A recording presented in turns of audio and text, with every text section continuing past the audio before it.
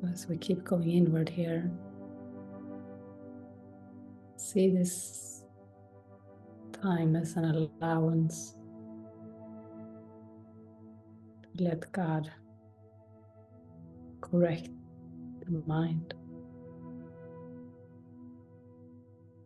The love of God is constantly correcting all errors in the mind.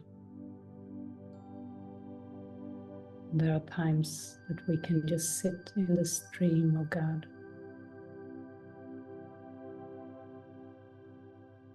Let it rectify, let it make right all mistakes,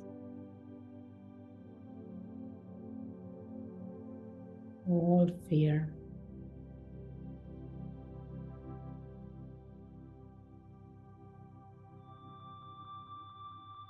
all forms of fear.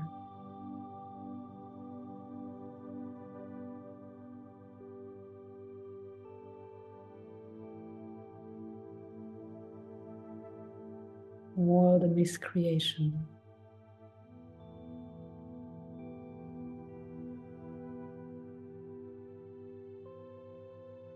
As the power of God comes in to our experience, it can feel like completely still sea. As if all the waves on the sea come completely still.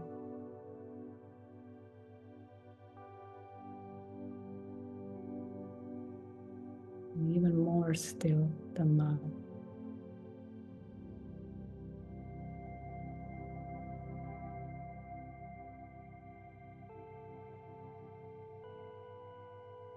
We can choose to get lost in the error, or we can choose to step back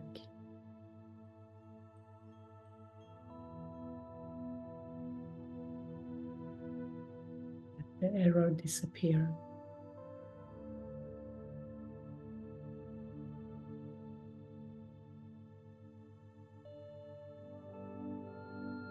Let all anger, fear, separation be gone.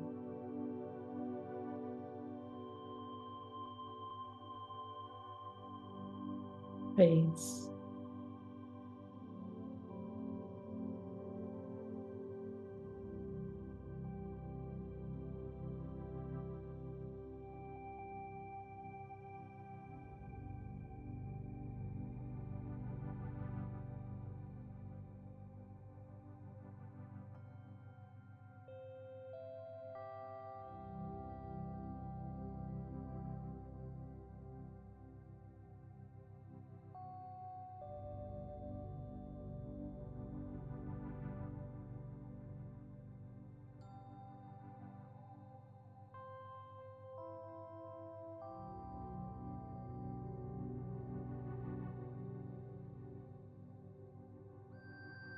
Maybe we can experience the stillness of this ocean.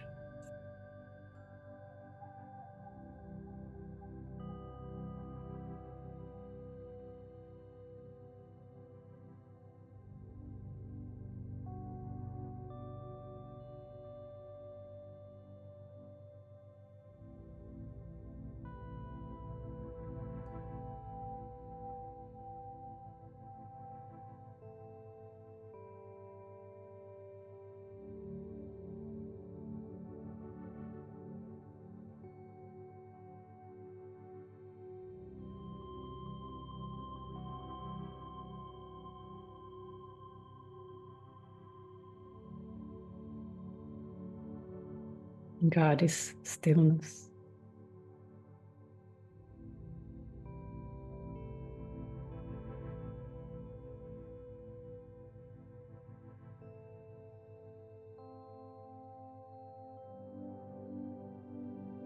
and the weird and raging activity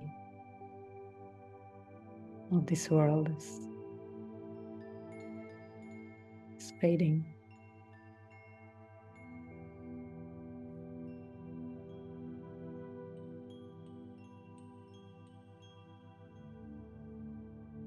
It may seem to go on, but the still mind is no longer aware of it, invested in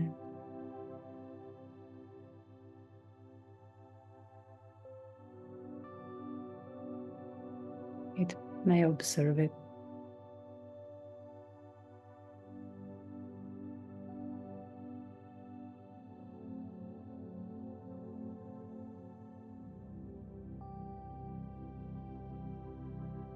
but we can allow ourselves to be carried across the ocean like a little boat floating safely across.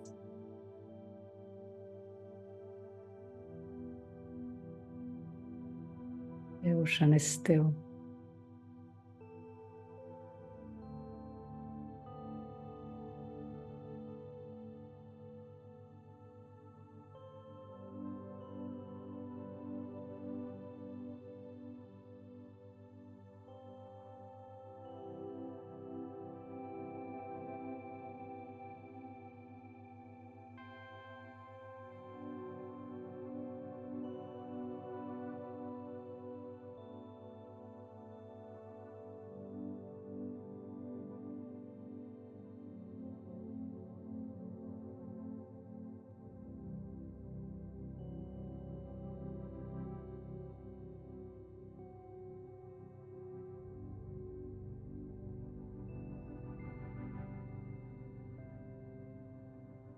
No, God is not aware of this world.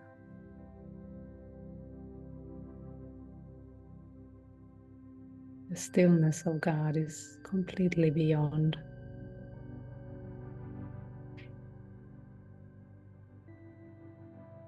anything we can conceive of.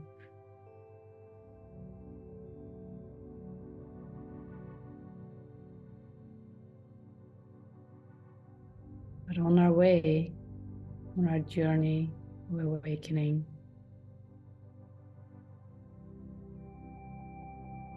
we may need to feel like we say no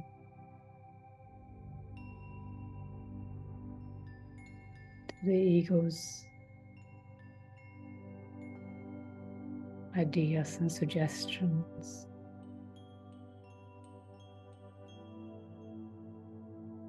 We may feel like we've been caught in it, but we've taken a step above it, and it still may be pulling on us in some way, in one way or another. For some of us, we may get the opportunities to say no, to keep this integrity of our mind, to say no as to not confuse our minds, to say, I'm going to go in this direction.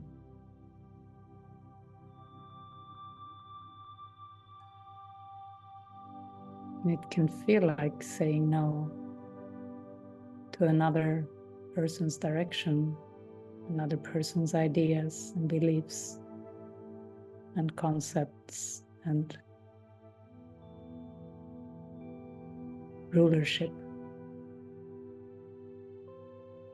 And sometimes we need to say no many times. And in a way, it's say no to that energy, that experience in our mind of compromise. Because it comes down to our thoughts.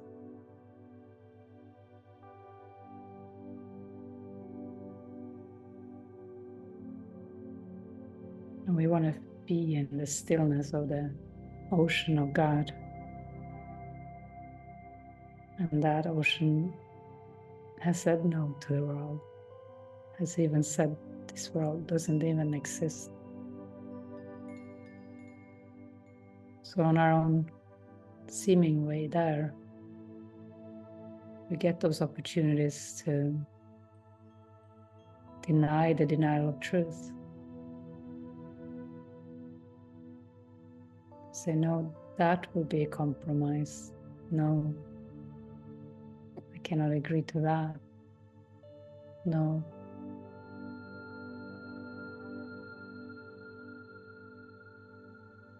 But then Jesus tells us also to say yes. He says, if our brother asks us something outrageous, do it. If it doesn't hurt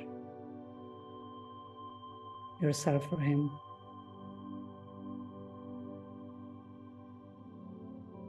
But this may still mean we say no. We do say no to the ego by not buying into the ego, by not believing in it. Because if we say no, if we don't agree to do the outrageous that our brother asks, we are like him. And there would be like a fight. Saying yes to our brother's outrageous request can actually be to say no to the ego. This is what Jesus invites us to see.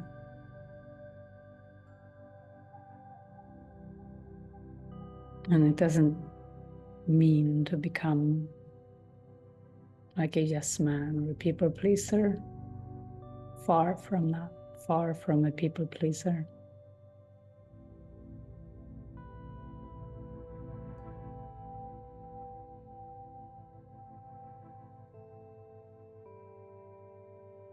But we still may need to say no at times. You know, I think this teaching about the outrageous requests is very, very helpful for certain circumstances. Jesus will show us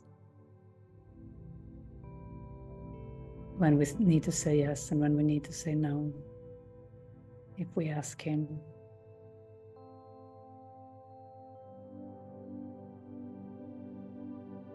He doesn't ask that we lose ourselves in the ego.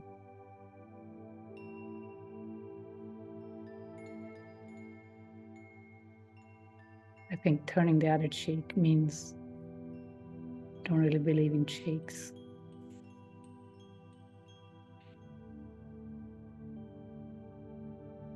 We don't believe in being hit.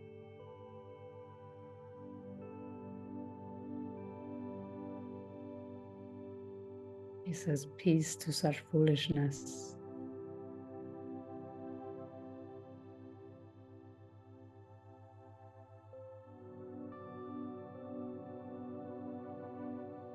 I think if we have been a people pleaser, we may be often called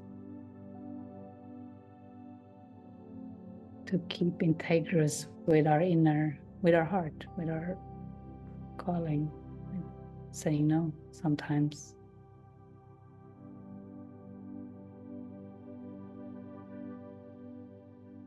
For true self-preservation. We've heard the term self-preservation, and we want to kind of protect. Sometimes that means protecting the ego, protecting something, but true self, capital S self, is we stay in alignment. And this may mean at times that we say no. Say, no, I'm going to take this direction now. The reflection behind us may be sad or angry, judgmental, accusing, attacking. None of that matters. because Christ mind cannot be affected. And that's where you're headed. We don't want to be delayed on our journey home.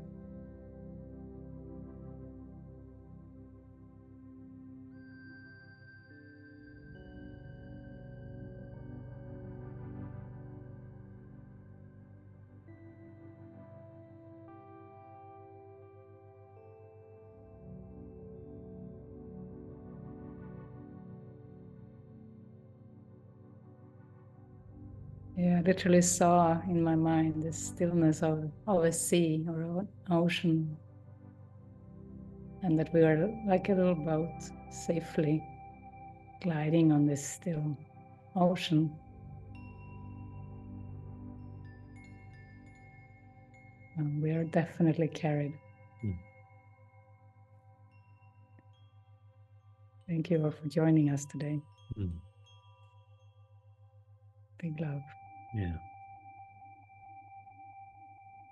See you all again soon.